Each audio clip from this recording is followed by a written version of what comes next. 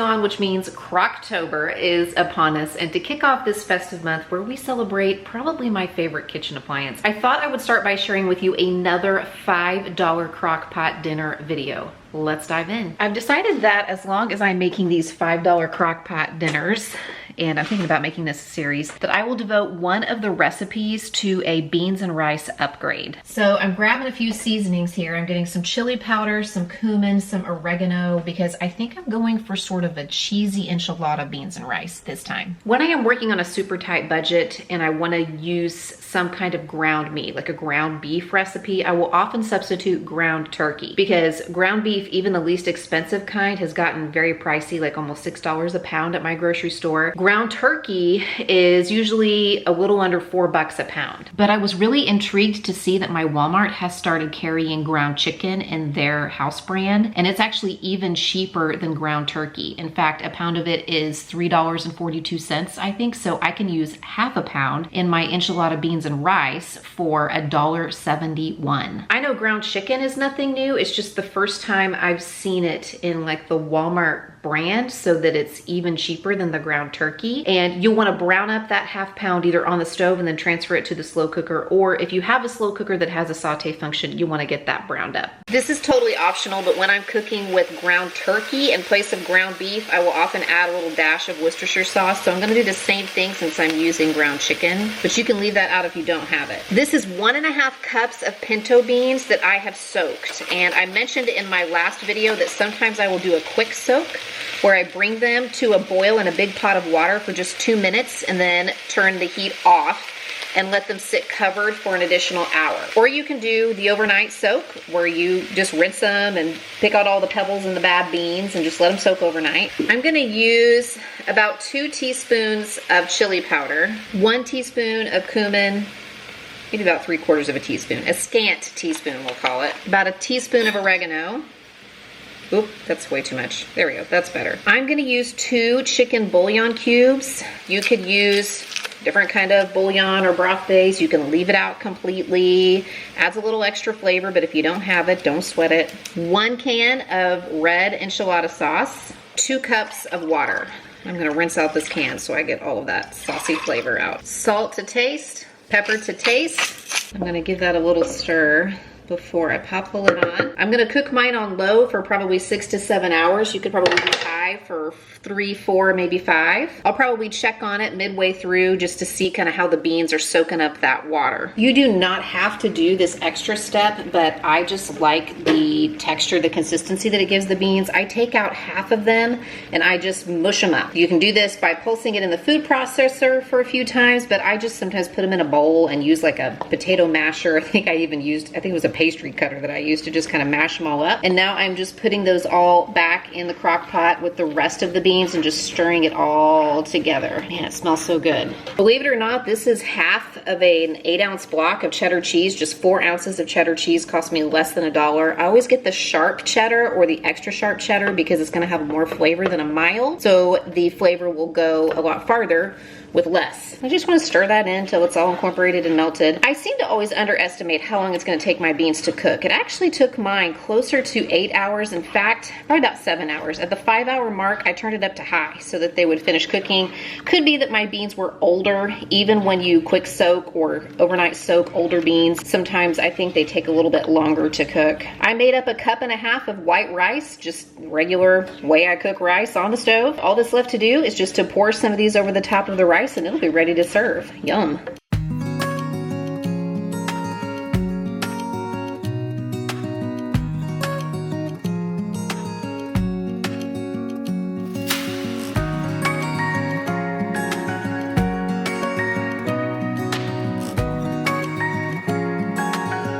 When I am putting together these extreme budget meal plans or these extreme budget meals on a very, very small budget, I'm usually thinking about something to get us through in a pinch, something to get us through in a very short-term, tight season. Another use for these could be if you just want to leave some wiggle room for some luxury in your grocery budget. I know we are kind of living in a new landscape where grocery prices are concerned, so maybe if having one of these $5 meals every other week or maybe a couple times a month frees up $10, $15, $20, $25 in the budget, we can still have, you know, that steak night that we like to have, or we can still have that special dinner where we spend a little extra on the ingredients. Today's video was sponsored by Upside, the free app you can download in Google Play or the App Store that gives you cash back for making purchases at gas stations, grocery stores, and restaurants in your area. There are over 100,000 gas stations, grocery stores, and restaurants on this app. And yes, it is real cash back. You can either trade it in for gift cards that are available inside the Upside app, or you can just cash out directly to your bank account. I like to use my cash back for a little luxury in my life. I usually trade it in for gift cards in the Upside app for like coffee or tacos, but it is real cash back. You can transfer it just directly to your bank account. Using the app is super easy. I've been using it for months. When I'm ready to use it, I just pull up the app. I select one of the offers in my area. Usually I am using this to make gas purchases because I got to fill up the mom van anyway. I might as well earn some cash back. And then I just go to that place and I make a purchase. And because the credit card I'm using is connected to my app, a lot of times I don't even have to submit a receipt. And then the cash back makes it into my Upside account within a few days. And then I can cash it out, like I said before, either trading it in for gift cards or send it to my bank account. Top Upside earners are making as much as $300 a month. To find out how much you could earn, just click the link in the description box to download the Upside app and use my code Mindy.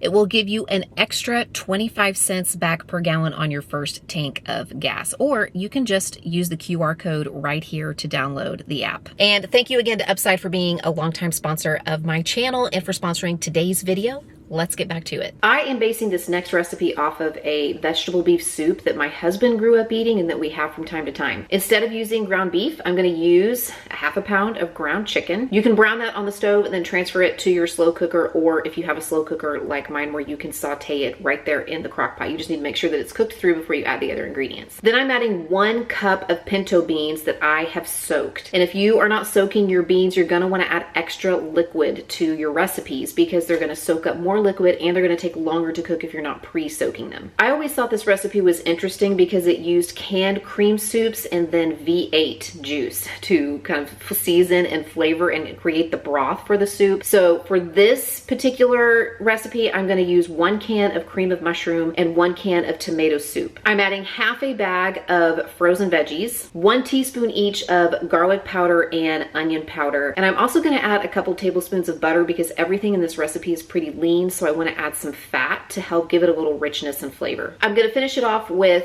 2.5 cups of beef broth. I'm just throwing a couple beef bouillon cubes into my slow cooker and then adding about 2.5 cups of water. And I'm going to get that cooking on low for about 6 or 7 hours. Now, because several of those ingredients are pretty high in sodium, the canned soups and the bouillon, I'm not going to add any salt and pepper right now. I can always add that later on, or people can just add it to their own bowl according to their preference when it's finished.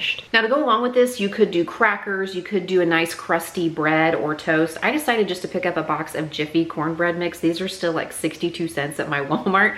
And I'm just gonna follow the package directions: 1 egg, 1/3 of a cup of milk. I'm gonna bake that up in a round cake pan and then just slice it into wedges so that we can have that along with the soup.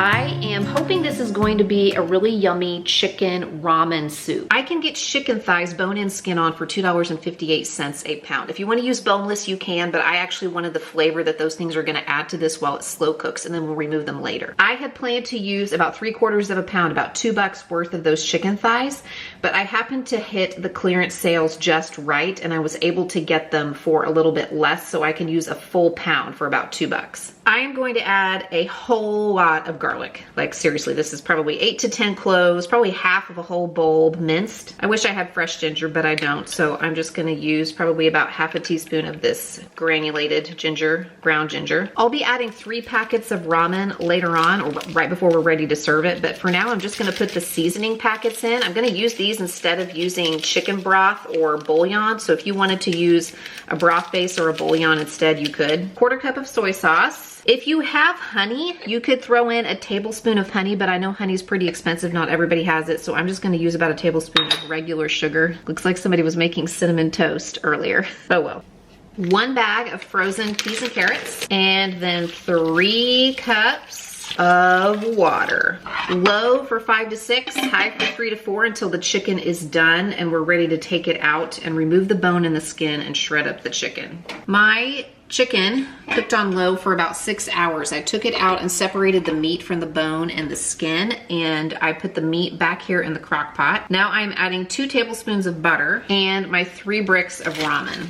And I'm actually gonna turn my crock pot up to high. It will probably only take about 10 to 15 minutes for those ramen noodles to soften up so we can stir them in. Okay, so this is actually one of those dishes that tastes a lot better than it looks. I was a little worried when I opened up the crock pot, but it is super tasty. The only thing that I don't like about it are the peas and carrots. I mean, they taste fine in here, but they definitely got a little mushy, so I would probably either add those at the end when I add the ramen noodle bricks, or I would just use a different vegetable, like a steam in the bag broccoli maybe, and just steam that up right before I'm ready to serve this and just serve it like on top or alongside. It's also a dish that you're probably gonna wanna serve immediately because the noodles will not hold up very long. So definitely serve it just as soon as the noodles are done and get it off of the heat out of the crock pot. I also felt like it needed 1 more cup of water in the beginning. Like I didn't have quite enough water, so I had to add a little bit at the end before I added the ramen noodle bricks. So I think if I started with 2 cups, I'd start with 3 cups next time, but those are the changes I would make. I always try to make a point of saying in these extreme budget videos that if you are struggling consistently, if you are struggling a lot with food insecurity or housing insecurity, I hope that you will reach out to local resources. A lot of times schools, churches, municipalities like police and fire stations are gonna have a list of resources and charities that are available that can help you through. That's why they're there. And that's why we give to those charities, so that they can help people through a difficult season. If you'd like to see more of these $5 crockpot dinner videos, leave me a comment and let me know. I will also leave linked in the description box the last $5 crockpot dinner video that I made, just in case you missed it. And also in the description box is today's sponsor, Upside, so don't forget to check them out. Pick out one of these videos to watch next, and I'll see you there.